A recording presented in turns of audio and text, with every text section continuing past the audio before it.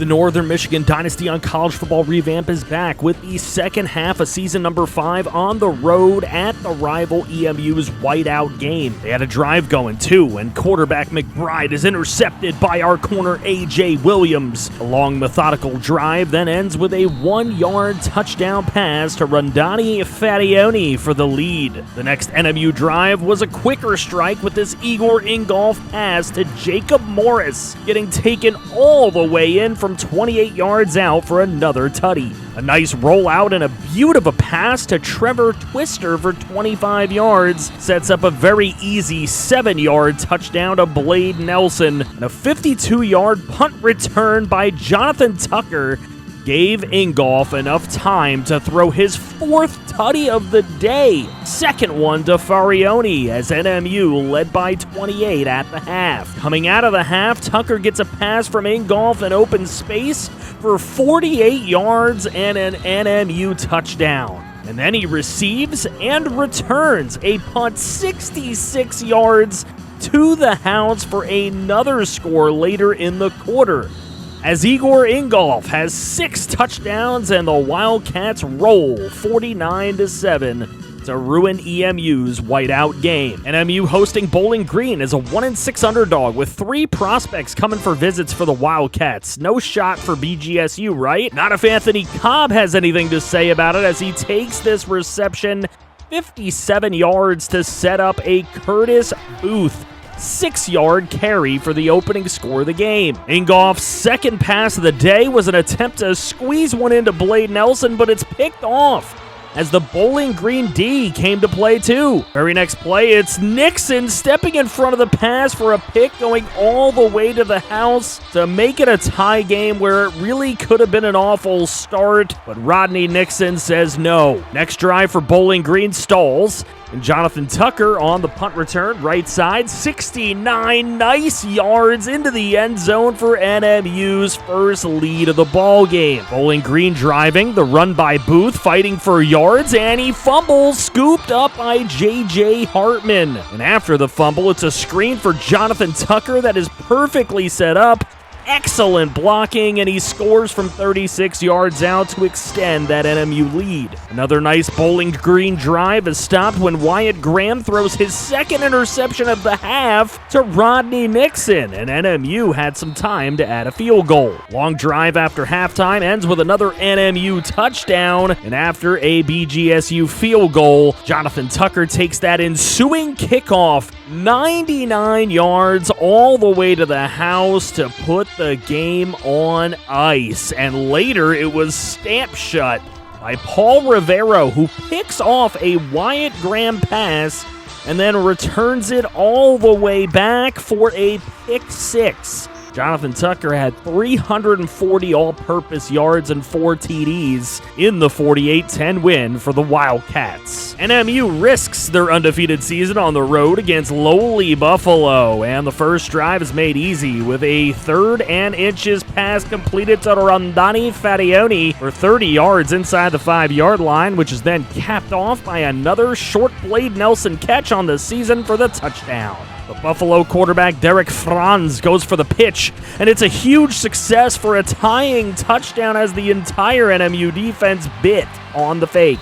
Later, Franz hits the read option for a short yardage touchdown and a Buffalo lead. Upset alert? Not so fast. Ingolf hits an outside pass to Nick Pierce for a huge touchdown strike to tie the game at 14. Then after a Buffalo field goal, the next NMU drive ends with a pass to Lee Bowen in the back of the end zone for a halftime lead for the Wildcats. And out of the half, Ingolf on a screen to Tucker from 11 yards out would extend the lead, and the score stood exactly that way as Igor Ingolf's 4 touchdowns led the Wildcats to a 28-10 win on the road. Central Michigan hosting our NMU Wildcats back in the number 1 ranking with big recruits in the building for the Chippewas and an early start for the Cats with a short touchdown to Trevor Twister for 6. Central looked like they were going to give Northern some trouble with an equalizer by Will Taylor from 11 yards out, but after quite a few punts, it was freshman safety Jordan Seymour who came up big with an interception.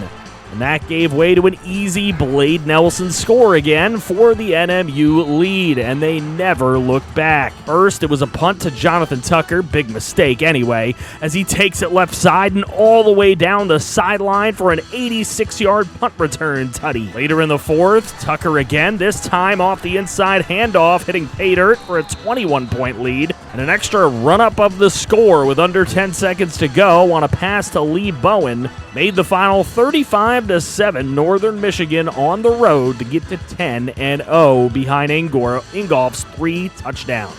Kent State hosting our top-ranked NMU Wildcats at Dick's Stadium, ayo, with some big recruits visiting them, and bad idea. Igor Ingolf shows the legs on a scramble from 15 yards out for the first score of the ball game, and early second quarter, he does it again, but to his left for 7 yards and a 14-0 lead. Tough to defend. Jonathan Tucker was knocked out of the ball game, but backup Willie Waters gets in from 9 yards out for a big lead at the half. Second half was more of a coast as the backups were in late, and Joey Long hits Brent Gilliam for 24 yards and the final score of the game, and a 31-3 NMU win as Ingolf takes player of the game yet again, using his legs more than his arm in this one. Last game of the regular season, rivalry week, as the Wildcats whited out against the Western Michigan Broncos with big recruits in the building. And Ingolf dials up a 3rd and 10 strike to run Donnie Fettione from 15 out to start the scoring. The Broncos running back Marion Oliver had something to say about that with this 30-yard touchdown run to tie the ball game. Then it was Igor with a scramble as he smelled the end zone and bowled over 2 Western defenders with a 12-yard score. It was another coast in the second half for NMU as Ingolf got in as time expired to run the score up to 27-10 in favor of the Cats and nab another player of the game honors with 3 touchdown scores. At the end of the regular season, your NMU Wildcats blew the MAC West out of the water, obviously, with their undefeated season, and it will be the Miami, Ohio Redhawks in the MAC title game once again, as they barely get the best of Kent State in that East Division. MAC title game at Ford Field in Detroit, and it's the Redhawks versus the Wildcats. It was NMU with it first as Jonathan Tucker's strong monster run gave way for Igor Ingolf to have the opportunity to hit this rollout tutty to Blade Nelson from 20 yards out, nabbing the early lead. Later in the first quarter, it was Ingolf on the keeper and a short yardage touchdown. Redhawks get a long drive going and cap it off with a short rushing score for Jasper Taylor to cut the lead in half, and the defense keeps them in it at the end of the half by picking off this Igor Ingolf pass that was likely to prevent some NMU points. But it was another smooth second half for the Wildcats as the only score came from Ingolf to Blade Nelson to secure a 24-7 NMU win and a highly likely national title appearance behind his leadership. The defensive ends, Dilbert and J.J. Hartman's performance with 2 sacks each really helped out. The Northern Michigan Wildcats were MAC Conference champs once again and awaited other conference titles to play out, including last year's champion and new rival, Georgia, who would play Arkansas, and in-state powerhouse rivals, Michigan, who would play Illinois. That's 3 teams playing conference titles whom NMU had already beaten just this year. But it appeared that Oklahoma was on their way to the Natty with only 1 loss and no title game to play. Jonathan Tucker got Heisman votes, but not many, as Arkansas running back Joe McAfee comes away with the award. Lawrence Kemp wins the Chuck Bednarik Award with J.J. Hartman close behind, and Paul Rivero getting some consideration. J.J. Hartman gets the Bronco Nagurski Award, though, with his 17-sack season. That also got him the Lombardi Award as well, and Lawrence Kemp took home the Dick Butkus Award. Paul Rivero did get his recognition as the best defensive back with his Thorpe Award, and as expected, Jonathan Tucker wins the Jet Rogers Return Man of the Year Award with his 6 total return TDs. Conference title games thankfully saw Georgia lose to Arkansas, while Michigan was able to get a close win over Illinois. The national championship game would be number 1 Northern Michigan versus number 2 Oklahoma. Michigan moves to number 5 with the win win over Illinois in the Big Ten title, and Arkansas only gets to number 9 with their win over Georgia. Makes sense, the only undefeated versus the only one-loss team. Who do you got, folks? Predictions in the comments. Can NMU finally get that national title here in season number 5? Find out next time. Make sure you guys check out more content here as we shout out all the channel members, including our franchise QBs, T-Clink24 and Christian Horn, as well as our only general manager, Matthew Hackett. Thank you all for joining the ride. I love you.